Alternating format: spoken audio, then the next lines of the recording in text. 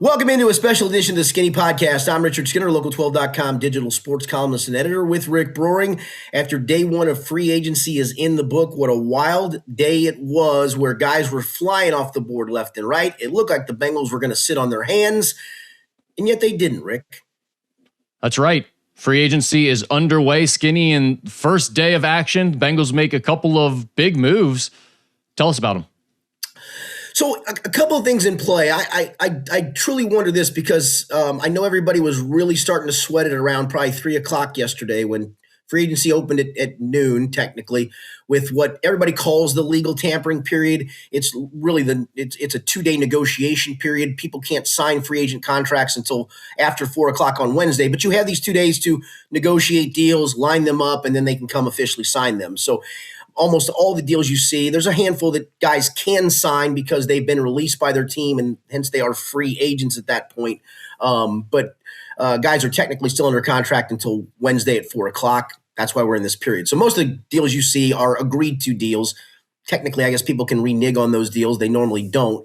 So the deals you see are the deals that are going to get done.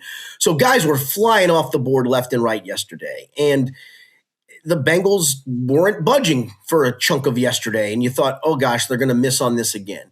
And one of my targets, and I think I've talked about this on the podcast because I think they need interior defensive line help, was John Franklin Myers from the Denver Broncos. And all of a sudden, I got a text from somebody who said, looks like he's going Niners or Titans. And I went, okay, let's see. And about 20 minutes later, he went with the Titans for a pretty good piece of change, probably just a hair out of the realm of where the Bengals are going to be willing to pay.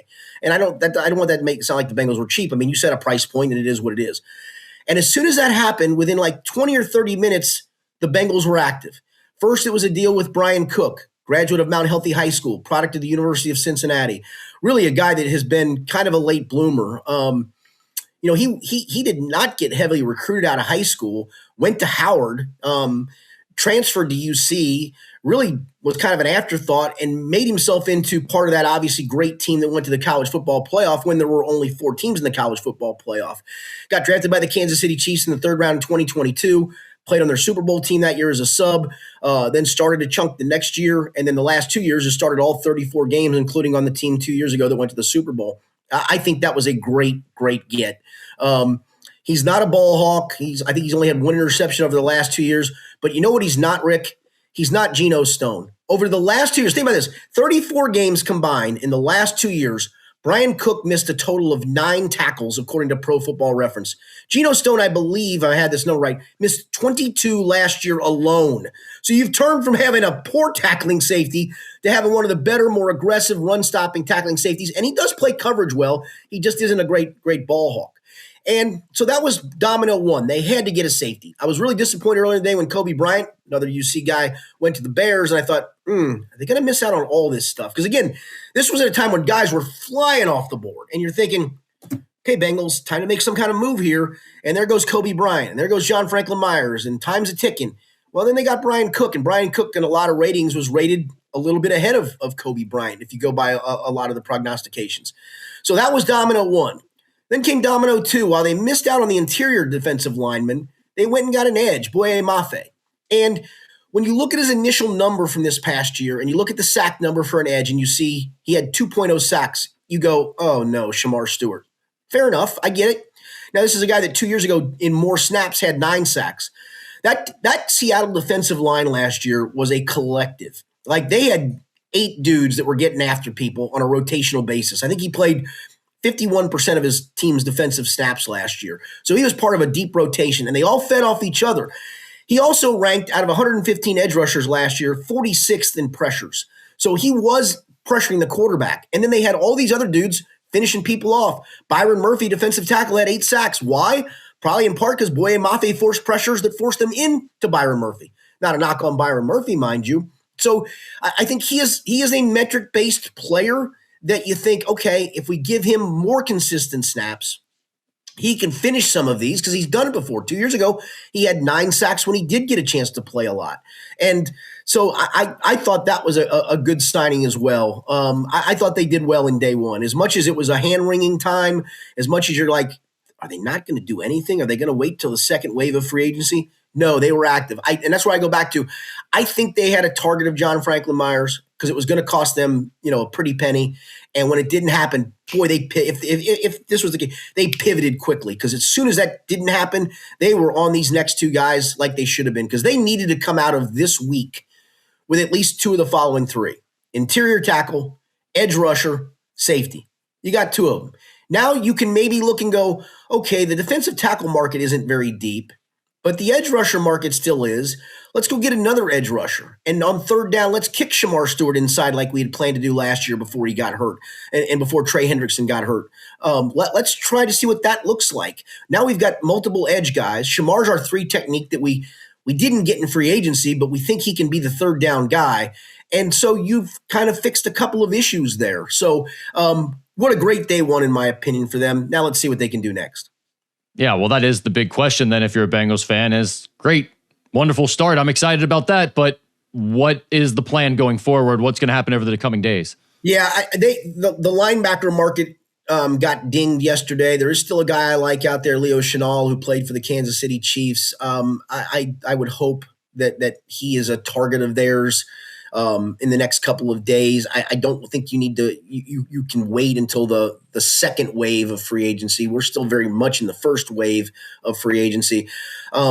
I think after yesterday, I think today, as we do this on a Tuesday morning, this is kind of a market settle day. Like everybody had their numbers, right? Like, player A wanted this much and team Z said, no, here's what we'll pay you. And team D said, no, here's what we'll pay you. And this is where the market kind of settles itself. Like teams set a price, players set their own price. Team doesn't meet player price. Player asks for too much. Teams say thanks, but no thanks. And then there's not as many suitors as you thought. And then teams start filling the needs of your position group. And suddenly the market starts to settle in a big way.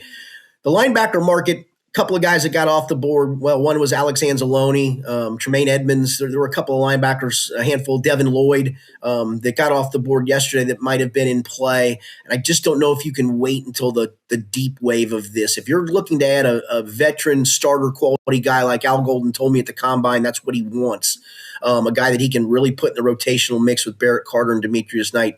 I think you need to strike when that iron is really hot.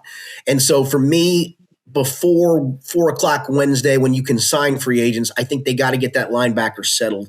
At that point, then you're down to, do you go back to the edge rusher market, like I said, the second wave of edge rusher market, just to get yourself a rotational guy and have the plan of moving Shamar Stewart inside on third downs? Do you wait for that next wave to find a slot corner to compete with Jalen Davis? And I think you do. And at that point, you will have done what I think you needed to do in free agency, which was fix the defensive line, get a starting safety, get a starting caliber veteran linebacker, get a slot corner that can compete. And then if you have some money left over, okay, what does the swing offensive tackle market look like? Somebody to upgrade over Cody Ford. And you do all those things, which I still think they can do before you go to the draft. Man, are you in a position of strength from the draft. Then it's not, boy, we desperately have to get it. We couldn't get Caleb Downs, but man, we don't have a safety. We got to reach for this guy in round 2. No, you don't. Now you don't. If the safety's there and he's good, sure. If Caleb Downs is there in the first round and you love him, absolutely. If it's a defensive tackle you love more, go for that. If it's an edge guy you love more, go for that. If it's a linebacker, Sonny Styles, that you love more, go for that. I think it puts you in just such a position of strength if you can address the needs that we've talked about. You've done 2 of the big ones. You needed 2 of the big 3. And you did that, and now you're in that next wave of adding to that. And I give them kudos for this. As much as I still don't know if I trust what they're going to do in the draft, Rick, and I'm sure you don't either. And I get that yesterday around 2:30, people were going, they're going to whiff on this again. They didn't. They struck while the iron was hot and got a couple of key targets. We just got started, but it feels like so far the takeaway is a great start. I mean, there's really nothing you could nitpick here as a Bengals fan for the most part right now. No, right? I know. Yeah, I know people think they overpaid for Mafe. Again, I get you look at the number last year and just see the raw number of 2.0 sacks. And that's fair because I'm the guy that screamed about Shamar Stewart not sacking the quarterback in college. But I just think there's a kind of an upsidey there. I don't want to do the direct parallel with Trey Hendrickson, although actually if you look at some of his metrics, his metrics were better than Trey Hendrickson's metrics were in his career in New Orleans. Now, Trey did have that last year in New Orleans where he had double-digit sacks and looked like he was an emerging guy. But the 3 years before that, Trey Hendrickson was a meh player. And they kind of took a flyer on that, looking and saying, okay, I think the guy we just saw with some metrics is the guy he's going to be as he evolves. And I think that's kind of Mafe, although he didn't have the production this past year. The metrics suggest he actually had a better 4-year run in Seattle than Trey Hendrickson had 4-year run in New Orleans. And that's a positive in my opinion. I think it's a good flyer to take. It's not a flyer. It's a good guy you're going to sign here on Wednesday rather. I thought we were done talking about him, but you're bringing him up again. And let's face it, he's back in the news. It's an interesting storyline. There's reports out there that Trey Hendrickson wants his $30 million deal and no teams are interested in offering it to him right now, according to Adam Schefter. What's the latest you're hearing on Trey Hendrickson, and how do you think that's going to play out? Exactly that. And that's what I've said all along. That's why the whole tag and trade crowd made me laugh. Like, the tag was coming with a $30 million guarantee. In my opinion, no team was going to give him or is going to give him that $30 million guarantee. And I think that's where we're at right now is he has his asking price, and that's fine, man. I mean, you need to figure out what you think you're worth and try to go get it. But you're not going to get it. There's not a team that's going to pay you that money. You're going to be 32 years old, coming off of surgery, coming off of a 4-sack year in 7 games. Who's paying $30 million plus a guaranteed money for that? Only an idiot team. And here's the problem for him now. A lot of teams that needed edges either traded for them, like the Cowboys did, getting Rashawn Gray from the Packers, or signed guys. Mafe, Boye, Jalen Phillips. A lot of these edge guys went yesterday, and none of them got $30 mil guaranteed. Trey, you're not getting it, man. So you better figure out where that number is because your market isn't what you think it is.